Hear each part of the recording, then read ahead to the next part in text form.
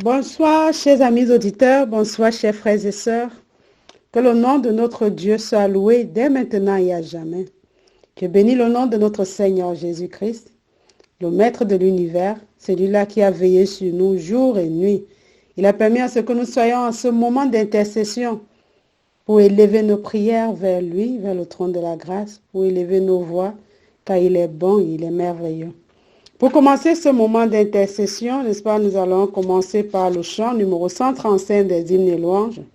Livre sacré, lumière étincelante. Le numéro 135 des hymnes et louanges. Livre sacré, lumière étincelante, qui de la nuit perce l'obscurité, révèle à tous ta beauté rayonnante, et dans les cœurs fait briller ta beauté. Livre divin, ô céleste message de vérité, de justice et d'amour, conduis mes pas dans le pèlerinage, ouvert le ciel, j'avance chaque jour. Comment sans toi reconnaître la route et discerner les pièges du malin?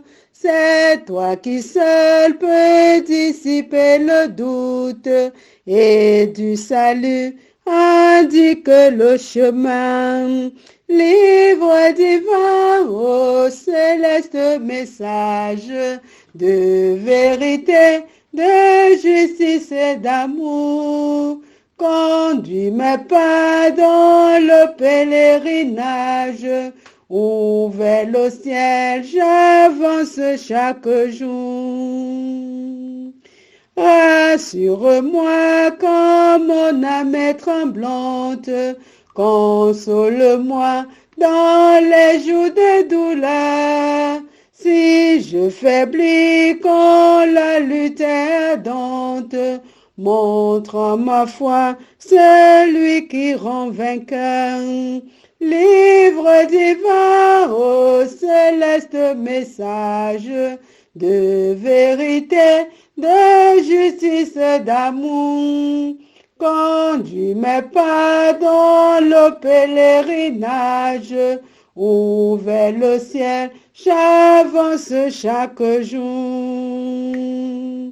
Ô Sainte Bible, parole immortelle, sois ici-bas mon guide, mon flambeau. Par toi je vois la patrie éternelle, où les élus donnent gloire à l'agneau. Livre divin, ô céleste message de vérité, de justice et d'amour, conduis mes pas dans le pèlerinage, ouvert le ciel, j'avance chaque jour. Amen, alléluia. La Sainte Bible, ce livre divin que le Seigneur nous a donné, afin que nous puissions trouver en lui ce chemin, que nous puissions trouver, n'est-ce pas, le chemin dans la parole de Dieu. Prions. Merci éternel, notre tendre Père qui vit dans les cieux. Papa, tu es grand, tu es puissant, tu es miséricordieux, tu es compatissant. Nul n'est comparable à toi, Seigneur, sur la terre comme au ciel, et rien ne ressemble à tes œuvres. Nous te disons merci, Papa, pour tous tes bienfaits. Merci pour tes grâces dans nos vies, toi qui ne sommeilles ni ne dors, toi le berger d'Israël. Ô Dieu grand et puissant, Papa, je viens te présenter ton peuple agenouillé devant toi, Seigneur, pour reconnaître que nous avons péché contre toi, pour reconnaître, Seigneur, que toi seul, tu es Dieu, tu es fidèle et juste pour nous pardonner. Pardonne nos péchés, ô Dieu. Viens, Saint-Esprit, et sois parmi nous. Viens, Saint-Esprit, et touche nos cœurs, touche nos pensées. Viens, Papa, sois présent. Nous avons besoin de ta présence, ô Dieu. Nous avons besoin de toi, Seigneur Jésus, dans nos cœurs, dans nos vies. Nous avons besoin de toi, Papa. Rien ne va dans nos vies, rien ne va autour de nous nos frères et sœurs, Seigneur, toute la souffrance de la tête aux pieds. Mais nous savons qu'avec toi, Seigneur Jésus, tu veilleras sur nous. Tu vas nous protéger de tout mal, de tout danger. Tu vas accomplir en nous tes promesses parce que nous savons que tu es notre Dieu, tu es notre Seigneur et nous avons foi en toi. Bénis ce moment d'intercession, Papa. Permets à ce que ton peuple puisse déposer les fardeaux à tes pieds, que nous puissions déposer nos soucis à tes pieds, car c'est toi, Papa, qui fais de nos combats tes combats. Yahweh, à toi soit la gloire dès maintenant et à jamais. Bénis ce moment, Saint-Esprit, prends le contrôle de tout et que la gloire te revienne seul, Seigneur Jésus. Au nom de Jésus-Christ, nous t'avons prié. Amen. Une fois de plus, bienvenue, chers frères et sœurs. Que le nom de notre Dieu soit loué. Nous allons continuer avec le 359 des hymnes et louanges. J'ai soif de ta présence. J'ai soif de ta présence, divin chef de ma foi. Dans ma faiblesse immense, que ferais-je sans toi? Chaque jour et chaque heure, oh, j'ai besoin de toi. Viens Jésus et demeure auprès de moi. Des ennemis dans l'ombre rôdent autour de moi. Accablé par le nombre, que ferais-je sans toi? Chaque jour et chaque heure, oh, j'ai besoin de toi. Viens Jésus et demeure auprès de moi. Pendant les jours d'orage, d'obscurité, d'effroi, quand faiblit mon courage, que ferais-je sans toi? Chaque jour et chaque heure, oh, j'ai besoin de toi. Viens Jésus et demeure auprès de moi. Oh Jésus, ta présence, c'est la vie et la paix. La paix dans la souffrance et la vie à jamais. Chaque jour à chaque heure, oh, j'ai besoin de toi. Viens Jésus et demeure auprès de moi. Amen. Jésus vient et demeure auprès de chacun de nous. Ouvrons nos Bibles dans le livre de Psaume 33. Psaume chapitre 33 du verset 1 au verset 11. Ouvrons nos Bibles dans le livre de Psaume 33 du verset 1 au verset 11. Il est écrit: Juste, réjouissez-vous en l'Éternel, la louange ciel aux hommes droits. Célébrez l'Éternel avec la harpe, célébrez-le sur le luth à 10 cordes. Chantez-lui un cantique nouveau. Faites retentir vos instruments et vos voix, car la parole de l'Éternel est droite et tous ses œuvres s'accomplissent avec fidélité. Il aime la justice et la droiture. La bonté de l'Éternel remplit la terre. Les cieux ont été faits par la parole de l'Éternel et tous leurs armées par le souffle de sa bouche. Il amoncelle en un tas les eaux de la mer. Il met dans des réserves les abîmes. Que toute la terre craigne l'Éternel. que tous les habitants du monde tremblent devant lui, car il dit et la chose arrive. Il ordonne et elle existe. L'Éternel renverse les desseins des nations. Il anéantit les projets des peuples. Les desseins de l'Éternel subsistent à toujours et les projets de son cœur de génération en génération. Amen. Louons l'Éternel de tout notre cœur.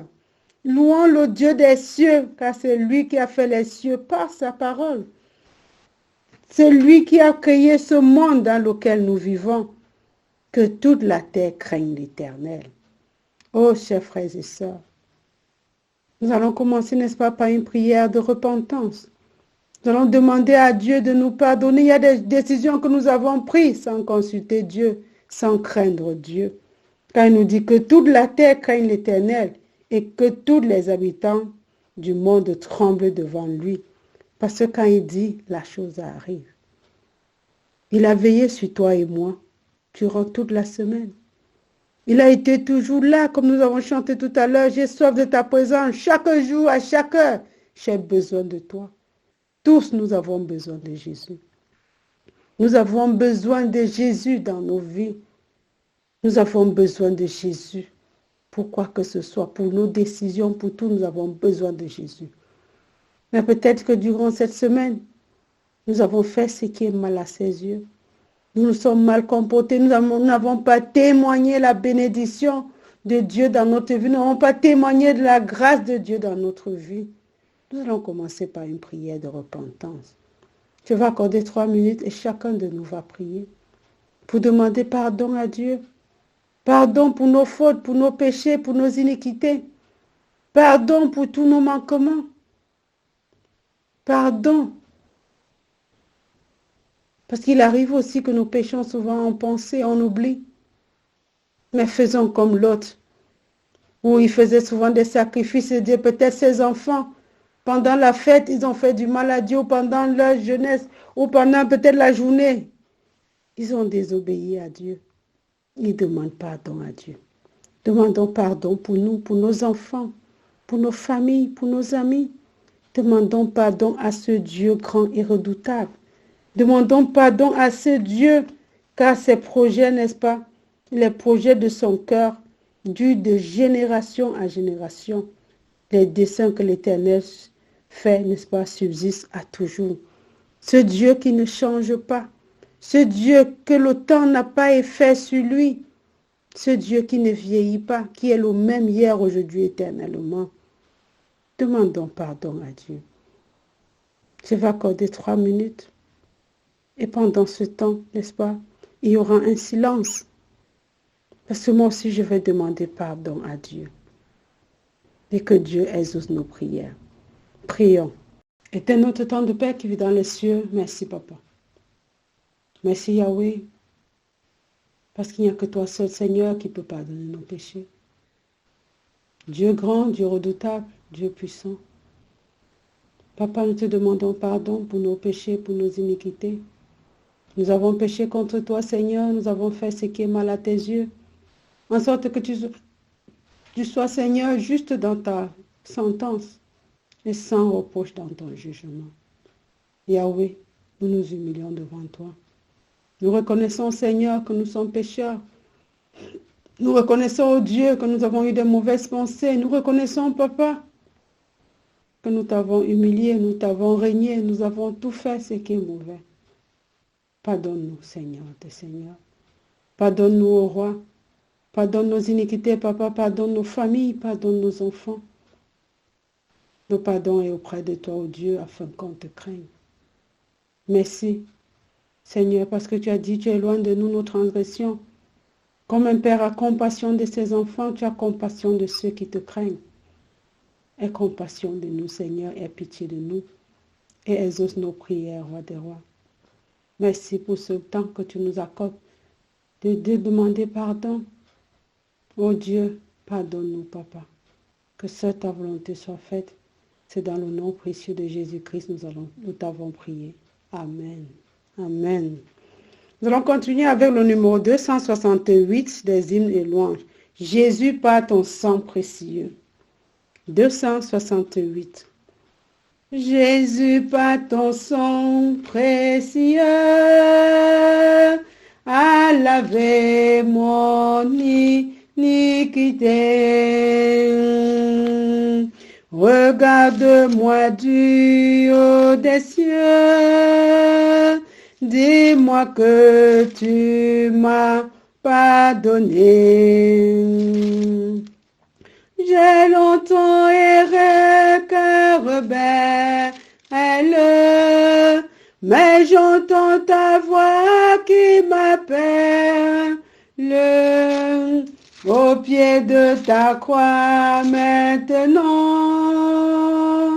tout quand fut brisé, je me rends blanc, blanc, plus blanc, blanc, plus blanc que neige, blanc, plus blanc que neige, lavé dans le sang de l'agneau, je serai plus blanc que la neige. Oh, le fardeau de mon péché, Dieu très saint est trop grand pour moi. Je veux en être délivré. À cette heure, révèle-toi. Jésus, viens, sois ma délivrance.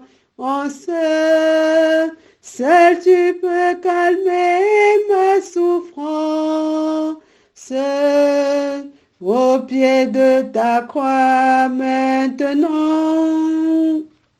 tout quand fut brisé, je me rends blanc, blanc, plus blanc, blanc, plus blanc que neige, blanc, plus blanc que neige, lavé dans le sang de l'agneau, je serai plus blanc que la neige. Oh, le fardeau de mon péché, Dieu a lavé mon iniquité. Oui, tu m'as répondu des cieux, ton amour m'a tout pardonné. Je te contemplais, je pus croire qu'en toi j'ai complète victoire. Au pied de ta croix, maintenant, je me relève, triomphant, blanc, blanc, plus blanc, blanc, plus blanc que neige, blanc, plus blanc que neige, lavé dans le sang de l'agneau, mon cœur est plus blanc que la neige. Amen, alléluia. Que Jésus nous pardonne.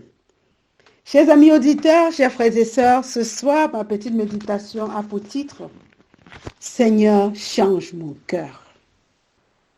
Seigneur, change mon cœur.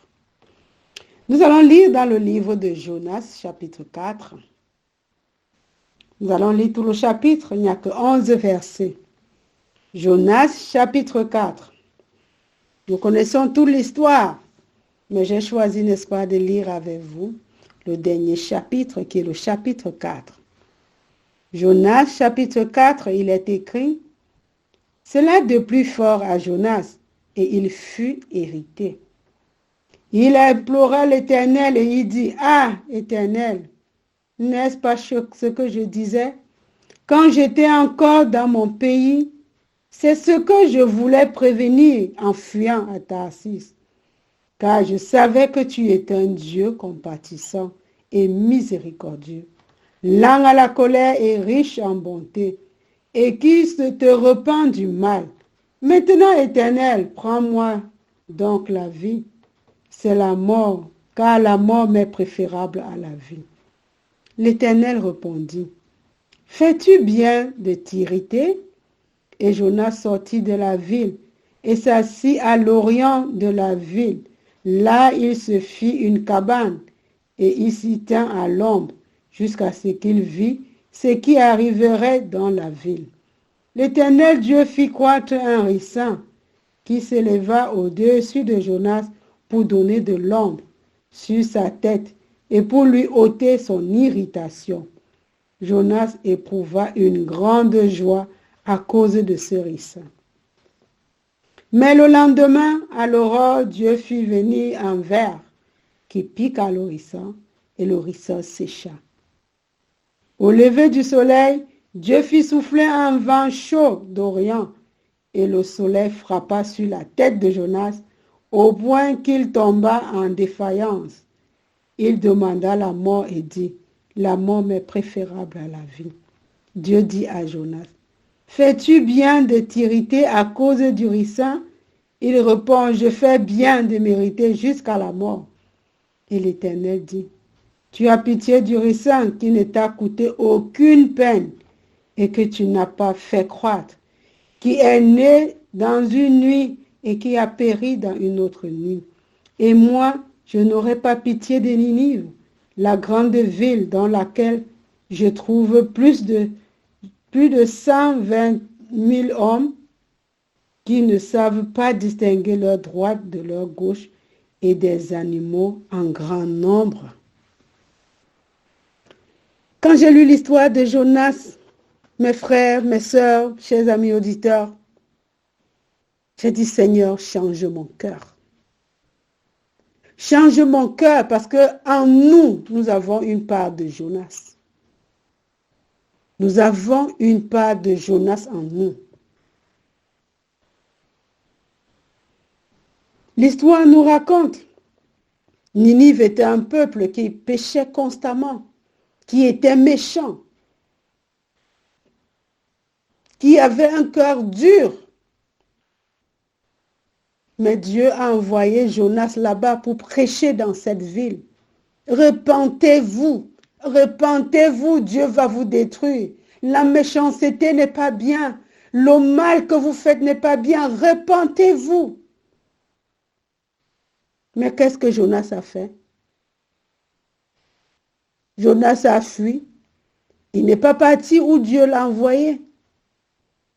Et n'oublions pas que dans l'histoire, le peuple de Ninive avec le peuple de Jonas, ils ne s'entendaient pas. Parce qu'ils disaient que les Ninivites étaient très méchants. C'était un peuple rebelle, très méchant. Jonas a fui, il a pris le bateau. Même dans le bateau, il est allé se cacher au fond du bateau. Dieu a fait souffler une tempête sur le bateau. Et quand les gens du bateau, tous ceux qui étaient dans le bateau imploraient leur Dieu, ils jetaient les bagages dans l'eau. Ils ont dit à Jean, mais implore aussi ton Dieu, peut-être qu'il nous sauvera de cette tempête. Ils ont tiré au sort. C'est tombé sur Jonas. Jonas a dit, je fuis loin de la face de Dieu. Pour que la mer se calme, jetez-moi dans l'eau.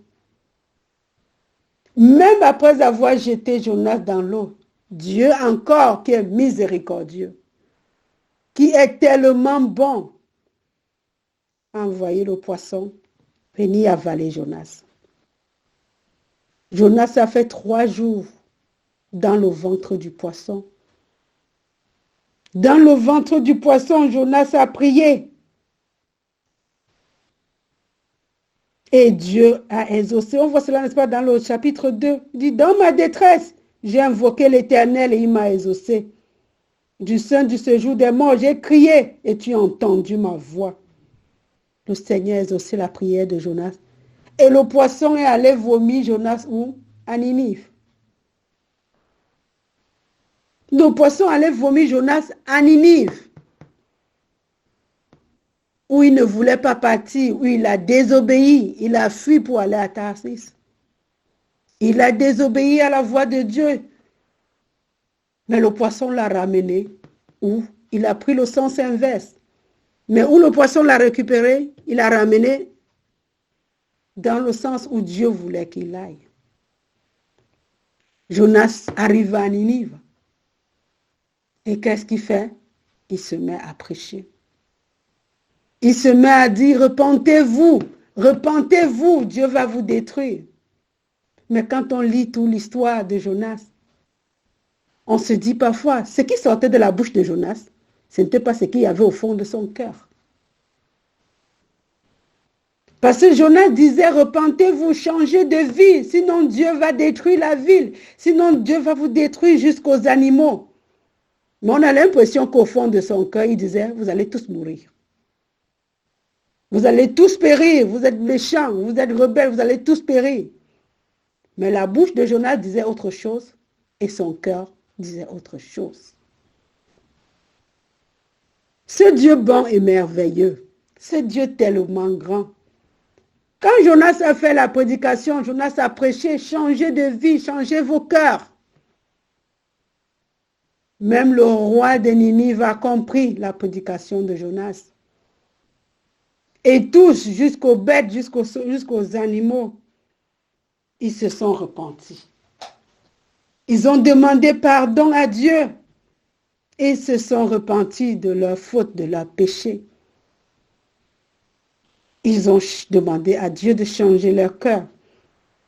Ils se sont repentis. On dit au verset 5 du chapitre 3, les gens de Ninive crurent à Dieu et ils publièrent un jeûne. Ils se revêtirent de sacs depuis le plus grand jusqu'au plus petit.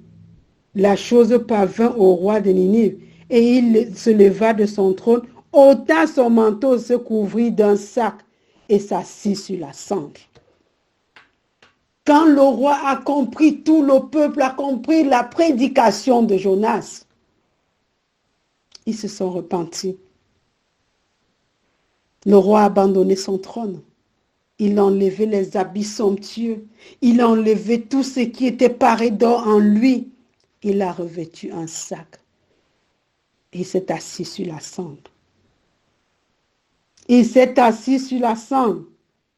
Et il a fait, au verset 7 du chapitre 3 nous dit, et il fit faire dans Ninive cette publication par ordre du roi et de ses grands, que les hommes et les bêtes, les bœufs et les brebis ne goûtent de rien, ne pèsent point et ne boivent point d'eau, que les hommes crient à Dieu avec force, que les hommes soient couverts de sacs et qu'ils crient à Dieu avec force et qu'ils reviennent tous de leur mauvaise voie et des actes de violence dans leurs mains, dont leurs mains sont coupables.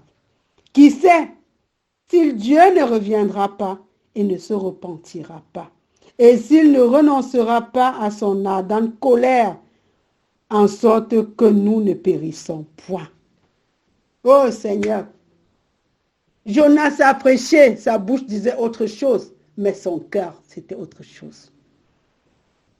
Quand Jonas a constaté que le peuple a été réceptif à sa prédication, le peuple a été réceptif à tout ce qu'il disait, que jusqu'au roi, ils ont publié un jeûne où ils se sont humiliés devant Dieu.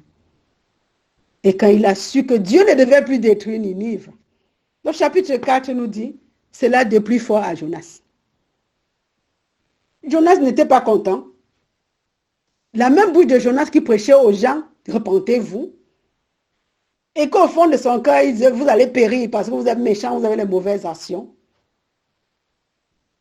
Il se rend compte que sa prédication est tombée sur une terre fertile. Le peuple a changé, le peuple a demandé pardon à Dieu.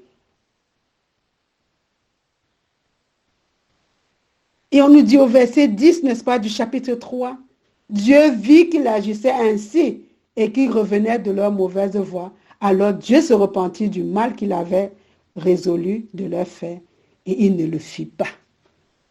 Et comme Dieu avait décidé de ne pas détruire Ninive, Jonas s'irrite. Jonas se fâche. Ah, c'est de ça que je parlais.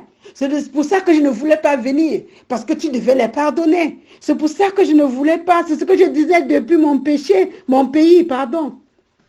Quand j'étais encore dans mon pays, c'est ce que je voulais prévenir en fuyant en Tarsis. Je ne voulais pas venir.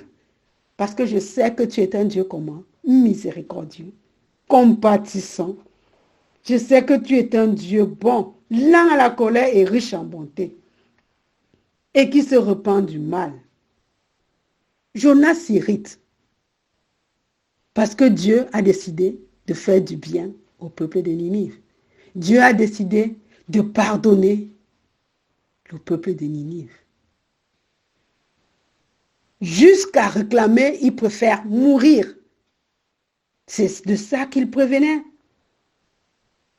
Et nous voyons un Dieu bon, un Dieu grand, qui échange avec Jonas, qui entame une conversation avec Jonas. Il lui demande. Il demande à Jonas, fais-tu du bien de t'irriter? Jonas lui dit, oui, je fais du bien de m'irriter jusqu'à la mort. Parce que je savais que tu étais un Dieu compatissant, lent à la colère et riche en bonté. Quand j'ai lu cette histoire, j'ai dit, Seigneur, Jonas oublie que Dieu lui a aussi fait comment? Miséricorde. Jonas qui a aussi désobéi, il a fui pour aller à Tarsis. Dieu pouvait le laisser périr. Il a désobéi. Mais dans sa miséricorde, dans son amour, qu'est-ce qu'il a fait? Il a protégé Jonas. Même dans les entrailles du poisson, il a été là auprès de Jonas. Il a protégé Jonas jusqu'à l'arrivée à Ninive.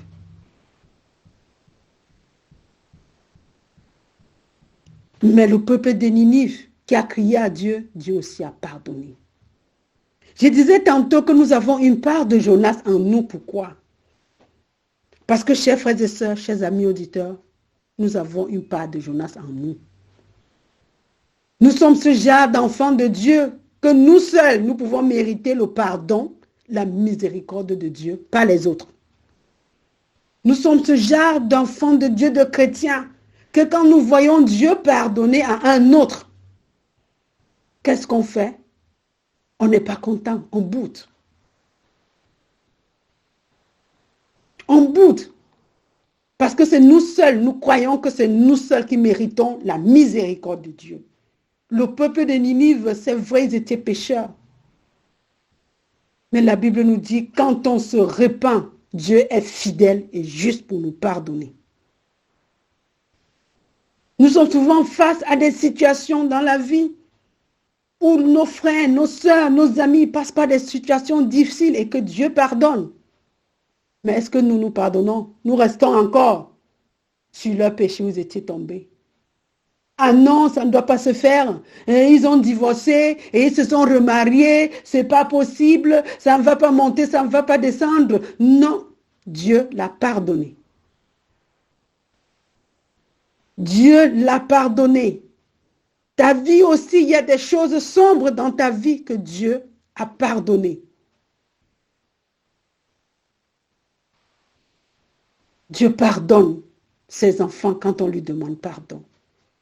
De la même façon qu'il est miséricordieux et compatissant pour Jonas, c'est de la même façon qu'il a été aussi miséricordieux et compatissant pour le peuple de Ninive. Mais Jonas qui connaissait Dieu, il s'irrite. C'est là le deux plus fort et il est très irrité. Comment tu peux pardonner ce peuple? Comment tu peux pardonner ce peuple méchant? Mais n'oublions pas que c'est Jonas qui a prêché dans cette ville et demandé au peuple de se repentir. Mais il attendait quoi à la suite? Que le peuple ne se repente pas?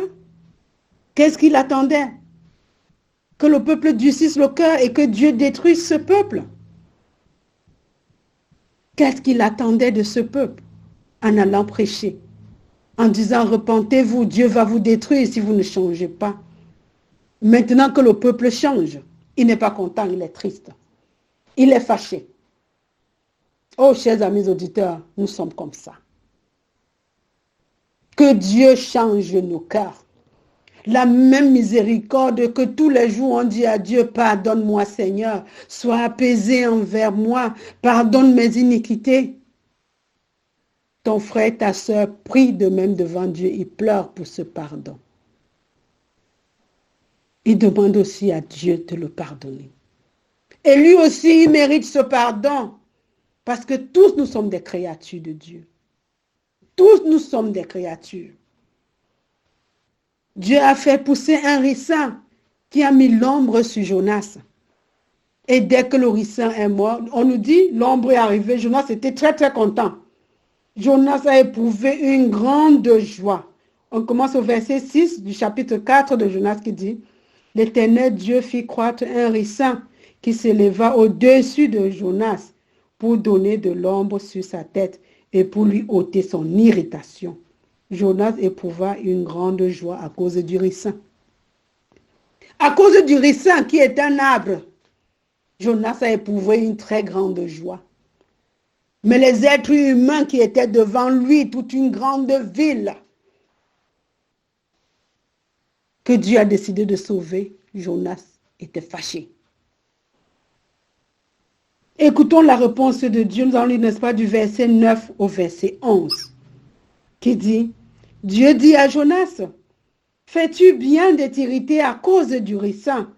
Il répondit, je fais bien de m'irriter jusqu'à la mort. Et l'Éternel dit, tu as pitié du ricin qui ne t'a coûté aucune peine et que tu n'as pas fait croître, qui est né d'une nuit et qui a péri dans une autre nuit. Et moi, je n'aurai pas pitié de Ninive, la grande ville dans laquelle il y a plus de 120 000 hommes qui ne savent pas distinguer leur droite de leur gauche. Généralement, nous voyons que ces comportements lourds comme celui de Jonas, c'est les comportements de ceux qui connaissent Dieu. Parce que quand on connaît Dieu, on croit qu'on peut monopoliser, on peut, n'est-ce pas, je sais comment appeler ça, on peut décider à la place de Dieu. Non, Dieu est compatissant, Dieu aime tout le monde. Dieu aime toute sa créature. Le peuple de Ninive, les hommes ne connaissaient même pas leur gauche de leur droite. Leur méchanceté, ils ne connaissaient pas qui était Dieu. Mais dès lors qu'ils ont rencontré ce sauveur, ils ont décidé de changer. Ça arrive d'avoir des frères, peut-être des sœurs, qui ont mené une vie de débauche, une vie difficile, et que Dieu a pardonné. Quel regard nous avons sur eux? Comment est-ce que nous posons nos yeux sur eux? Est-ce que nous rendons gloire à Dieu pour dire merci à Dieu comme tu l'as délivré? Peut-être de bouche, mais dans nos cœurs, nous sommes au contrôle. Dans nos cœurs, nous sommes toujours en train de suivre pour dire non, elle était ancienne prostituée, elle était comme ça, elle était comme ça. Non, il faut bien vérifier. Il faut voir vraiment si Dieu, si vraiment son cœur a changé. Parce que nous n'avons pas changé. Le problème était aussi déjà à la base Jonas. Dieu voulait former son caractère.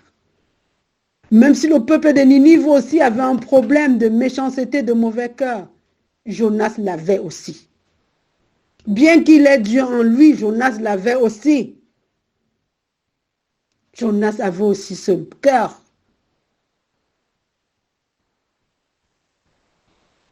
Ce cœur de voir les autres périr, de voir les autres mourir de leur méchanceté.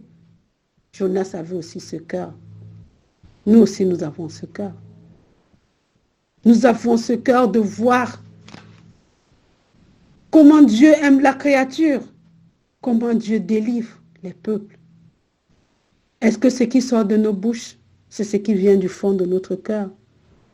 Cette hypocrisie-là, nous l'avons. Cette hypocrisie règne en nous comme Jonas. De prêcher autre chose, mais dans le cœur, ça dit autre chose. Et quand on voit les fruits de Dieu, quand on voit la réponse de Dieu, pourquoi ne pas louer Dieu? Pourquoi ne pas louer Dieu pour le peuple de Ninive? Jonas, au contraire, devait être content de savoir qu'il a prêché. Il a prêché longtemps dans ce pays et qu'ils ont accepté Jésus jusqu'au roi du pays, qui a abandonné son trône, tout abandonné pour porter les sacs et s'asseoir sur la cendre. Mais Jonas n'a pas vu ce sacrifice. Il s'est soucié plutôt du ricin qui ne le servait même à rien, qui n'avait pas de vie, que Dieu a décidé de faire croître une nuit et faire mourir une nuit. Jonas s'est fâché. Mais l'être humain, qu'ils étaient fort nombreux, même si c'était une seule personne, Jonas ne s'est pas soucié de la vie. Jonas ne s'est pas soucié, vous acceptez Dieu ou pas, le mieux c'est de mourir. Mourez. Mais gloire soit rendue à ce Dieu compatissant. Ce Dieu plein de bonté. Il le dit. Car je savais que tu es un Dieu compatissant et miséricordieux, lent à la colère et riche en bonté, et qui se repent du mal. Dieu est bon. La même façon qu'il a fait miséricorde à Jonas, la même façon il a fait miséricorde au peuple de Ninive. La même façon que Dieu te fait à toi qui m'écoutes, miséricorde. La même façon qu'il est compatissant avec toi. Il est compatissant avec ton semblable. Il est compatissant avec ton frère, ta soeur. Il est compatissant avec l'étranger, avec tout le monde. Il est ce Dieu miséricordieux. Que Dieu nous aide à avoir un cœur sincère. Que Dieu change nos cœurs afin que ce qui sort de nos bouches soit ce qui vient au plus profond de notre cœur. Que nous soyons en joie quand Dieu bénit ses enfants, quand il nous appelle la prunelle de ses yeux. Il nous dit que nos noms sont marqués dans sa paume de main. Ce n'est pas une blague, ce n'est pas un jeu. Il nous aime tous d'un amour éternel. Quand il dit dans Jean 3, verset 16, « Car Dieu a tant aimé le monde qu'il a donné son Fils unique, afin que quiconque croit, n'importe qui croira, quiconque croit en lui ait la vie éternelle. » Je t'invite, mon frère, ma sœur, à demander à Dieu à cet instant de changer nos cœurs. De demander à Dieu de changer nos cœurs afin que nous puissions l'appartenir. De changer nos cœurs afin que nous puissions, Seigneur, avoir le cœur de Dieu, ce cœur plein de compassion, ce Dieu qui nous aime tant. Nous allons terminer avec le chant numéro 267 des hymnes et louanges. Seigneur, tu donnes ta grâce aux cœurs qui s'attendent à toi, que sa douce efficace se répande aussi sur moi. Oui, sur moi, se répande aussi sur moi. Père étendre et secourable, j'ai souvent enfreint ta loi, quoiqu'un pur et misérable, pardonne et bénis-moi, bénis-moi, bénis-moi. Oh, pardonne et bénis-moi. Oh, Sauveur, toujours propice, fais que je m'attache à toi. J'ai faim, j'ai soif de justice, je t'appelle, réponds-moi. réponds-moi, réponds-moi. Je t'appelle, réponds-moi. Par ton amour, bon Père, par le sang versé pour moi, par l'Esprit qui seul opère Dieu, 3 fois saint, sauve-moi. Sauve-moi, sauve-moi, Dieu 3 fois saint, sauve-moi. Merci Seigneur Jésus, merci Papa, change nos cœurs. Change mon cœur, oh Dieu, change le cœur de chacun de nous. Et mets en nous ta miséricorde, mets en nous ton pardon. Mets en nous, Seigneur, ta compassion, car l'amour, oh Dieu, est divin, afin que nous puissions aimer, nous aimer les uns les autres. Que nous puissions aimer nos semblables, Seigneur, comme tu nous aimes. Que nous puissions pardonner nos semblables, Papa, comme tu nous pardonnes. Merci, Seigneur, merci, Saint-Esprit, d'être là avec nous. Bénis chacun de nous. Bénis-nous, oh Dieu, bénis nos enfants, nos familles, nos amis. Et que ta grâce, Papa, se répande dans nos vies. Viens, Seigneur, et bénis la semaine. Que tout soit pour ta gloire, ô Dieu. C'est dans le nom précieux de Jésus-Christ que nous t'avons prié. Amen. Ainsi s'achève, chers amis auditeurs, notre temps d'intercession. C'était votre servante Dorcas. Je loue le Seigneur pour tous ses bienfaits envers nos vies, dans la vie de nos frères, de nos sœurs. Et je souhaite à tous une très bonne semaine par la grâce de Dieu. Que le Seigneur soit notre guide, qu'il soit nos dirigeants, qu'il dirige nos pas, qu'il nous protège de tout mal, de tout danger, et que seule sa volonté se fasse dans nos vies. Merci à tous et bonne semaine dans le nom de Jésus. Au revoir.